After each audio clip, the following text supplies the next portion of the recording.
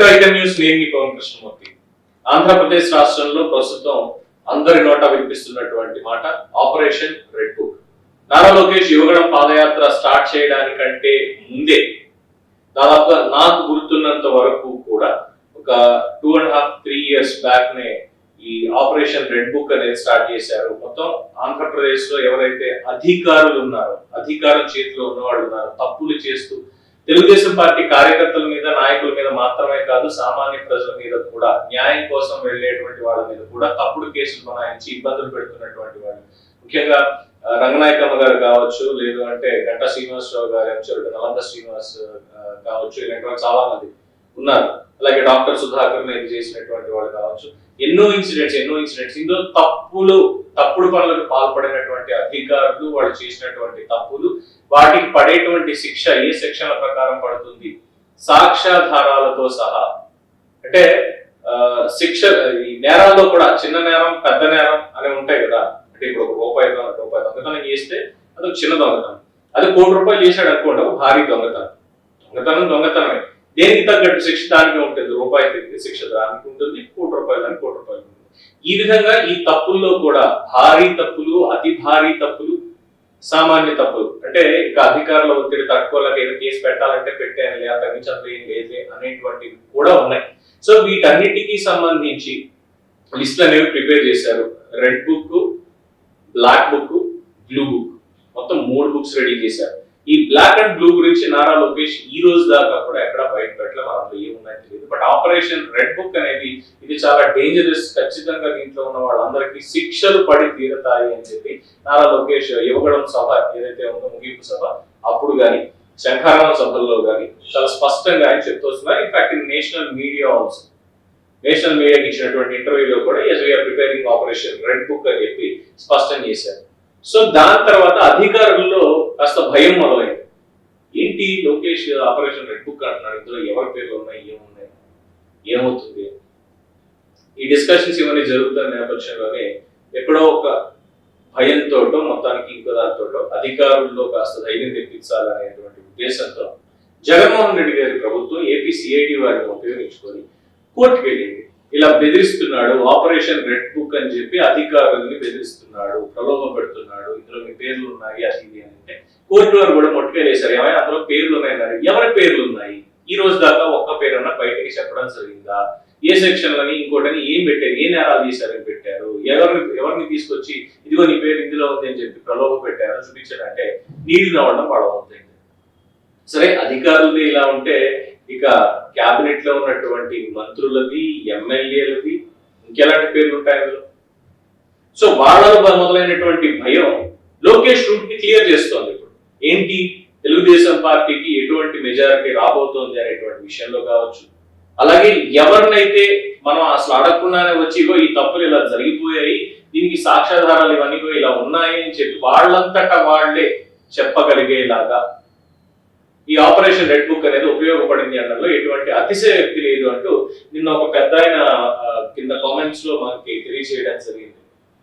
మన వీడియోలో ఒక వీడియోకి కొన్ని కామెంట్స్ ఆయన చెప్పారు. ఆ కామెంట్స్ ఏంటి అనేది మనం ఒక్కసారి ఇక్కడ పరిశీలిస్తే, రెడ్ బుక్ లో ఉన్న వాళ్ళు కొందరు పార్టీలో చేరడం, కొందరికి మింగుడు పడడం లేదు. కానీ థింక్ పాజిటివ్.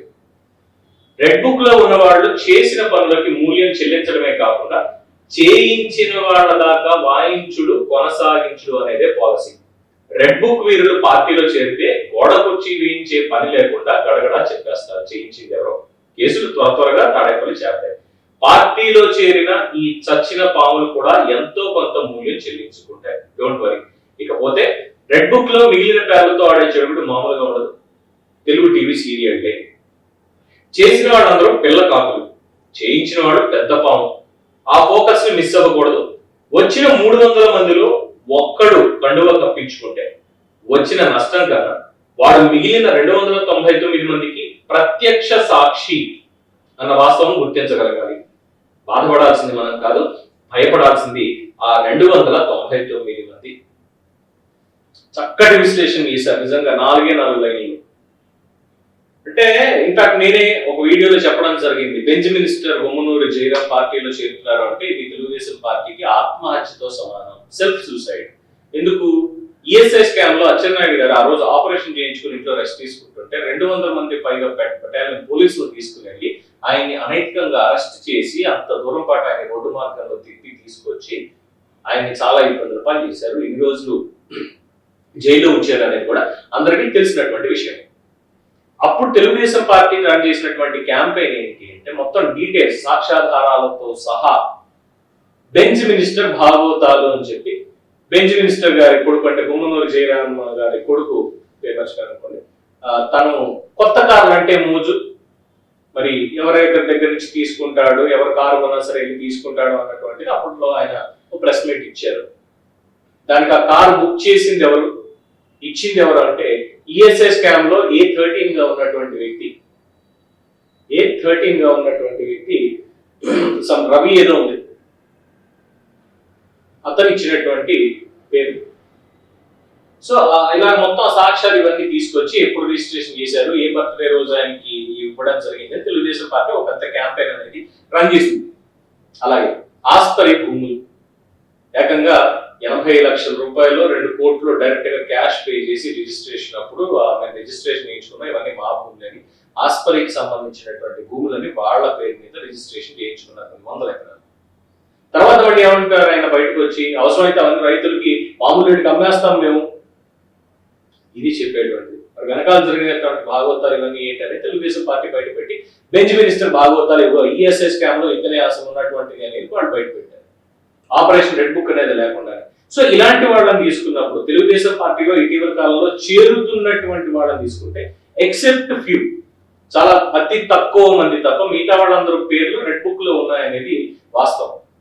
యాక్చువల్లీ వీళ్ళందరూ తెలుగుదేశం పార్టీలో చేరే దేనికి అని అంటే ఈ రెడ్ బుక్ లో మా పేరు ఉంది, మేము చేసినటువంటి అవినీతి ఆరోపణలు కానీ ఇవన్నీ కూడా అందులో ఉన్నాయి, రేపు పొద్దున మాకు ఎలా తిప్పలు తక్కువ అని వాళ్ళని వాళ్ళు రక్షించుకోవడానికి వస్తున్నారు. వీళ్ళ వెనకాల ఉన్నటువంటి వాళ్ళు ఇందాక చెప్పారు కదా, ఆయన చేసిన వాళ్ళందరూ పిల్ల కాకులు. అంటే ఇప్పుడు పార్టీలో చేరేటువంటి కొంతమంది ఎవరైతే రెడ్ బుక్ లో పేర్లు ఉన్నటువంటి నేతలు ఉన్నారో లేదు రాబోయే రోజుల్లో వచ్చేటువంటి వాళ్ళు ఉన్నారో జస్ట్ వీళ్ళందరూ పిల్ల కాకులు. చేయించిందంతా ఎవరు ఈ వెనకాల ఇవన్నీ చేయించిందంటే ఇందులో చాలా చెప్పుకోవచ్చు. లోకేష్ ని, తెలుగుదేశం పార్టీని, చంద్రబాబు నాయుడు గారిని, పవన్ కళ్యాణ్ అందరినీ తిట్టడం కావచ్చు, వ్యక్తిత్వాన్ని చేయడం కావచ్చు, వ్యక్తిగతంగా దూషించడం కావచ్చు, కుటుంబ సభ్యులు దూషించడం కావచ్చు, తెలుగుదేశం పార్టీ కార్యకర్తల మీద, జనసేన కార్యకర్తల మీద దాడులు చేయించడం కావచ్చు, వాళ్ళ ఆస్తులు కబ్జా కావచ్చు, వాళ్ళ కాంట్రాక్టులు కొట్టేయడం కావచ్చు, వాళ్ళ ఆస్తులు కూల్చివేతలు కావచ్చు, ప్రతి దాంట్లో ప్రజలకు అసలు న్యాయం కూడా చేయకుండా ఉన్నటువంటి వాళ్ళు ఎవరైతే ఉన్నారో వీళ్ళందరూ పిల్లకాకులు. ఇవన్నీ చేయించింది ఒక పెద్ద పాము. ఎవరు? వీళ్ళందరికీ ముఠా నాయకుడుగా ఉన్నటువంటి జగన్మోహన్ రెడ్డి, లేదా ఆయన పక్కన ఉన్నటువంటి సలహాదారులు. ఆ పాముకి గుంపు ఉంటుంది కదా, ఆ గుంపు అంతా కలిసి చేయించారు. సో ఇప్పుడు ఇక్కడ సాక్షులు ఎవరవుతారు? ఎవరైతే ఇప్పుడు తెలుగుదేశం పార్టీలో ఈ ఆపరేషన్ రెడ్ బుక్ అన్న దాంతో వచ్చి చేరుతున్నారో, లేదు మేము వస్తున్నాం, మేము చేరతాం, అభివృద్ధి ఇది అని మాట్లాడుతున్నారు, వీళ్ళు చేసినటువంటి పనులన్నిటికీ సాక్షులు అవుతారు. అట్ ద సేమ్ టైం అంటే నేరం ఒప్పుకుంటే అప్రూవర్స్ అంటాం కదా కోర్టు భాషలో, వీళ్ళందరూ అప్రూవర్స్ అవుతారు. అప్రూవర్లకి శిక్ష పడుతుంది. అది ఏ రకమైనటువంటి శిక్ష అనేది ప్రజలు నిర్ణయిస్తారు. అట్ ద సేమ్ టైం వచ్చేటువంటి ప్రభుత్వాలు నిర్ణయిస్తారు.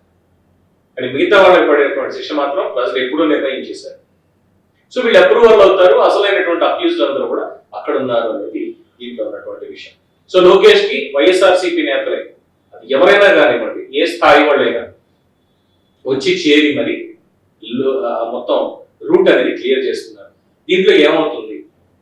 ఇప్పుడు కొన్ని కేసుల్లో ఎలాగైతే మనకి సాక్ష్యాధారాలు ఇంకా తెవనట్లేదు, ఈ కేసుల్లో ఇప్పుడు లోకేష్ రెడ్ బుక్ లో ఉండేటువంటి విషయాలను పరిగణలోకి తీసుకున్నప్పుడు, కేసులు పెట్టినప్పుడు వాటంతటవే సాక్ష్యాధారాలు పక్కనే నిల్చుంటాయి. వచ్చి ఎస్ ఆ రోజు జరిగింది ఇది ఇందులో చేశారు, ఇది ఇలా చేశారు.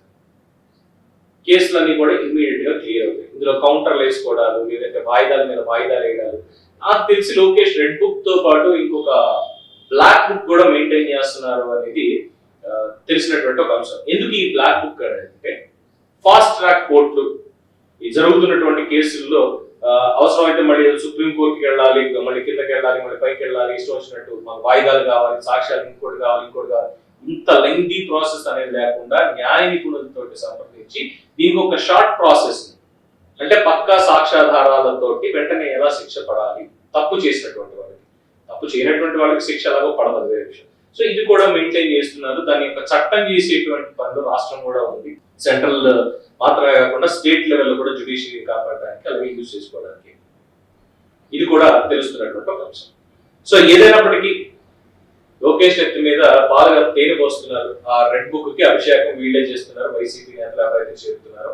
మరి ఆ సాక్షులు మొత్తం ఎప్పుడు బయటపెడతారు, ఎవరెవరు వెనకాల ఎవరెవరు ఉన్నారనే విషయాలు ఇప్పుడు తెలుస్తాయి. ఎలక్షన్స్ వరకు వెయిట్ చేయాల్సింది. సో ఇది ఆపరేషన్ రెడ్ బుక్ మీద ఐకాన్ ప్రత్యేకతను చూస్తూనే ఉండండి. ఐకాన్ న్యూస్, నేను మీ పవన్ కృష్ణ.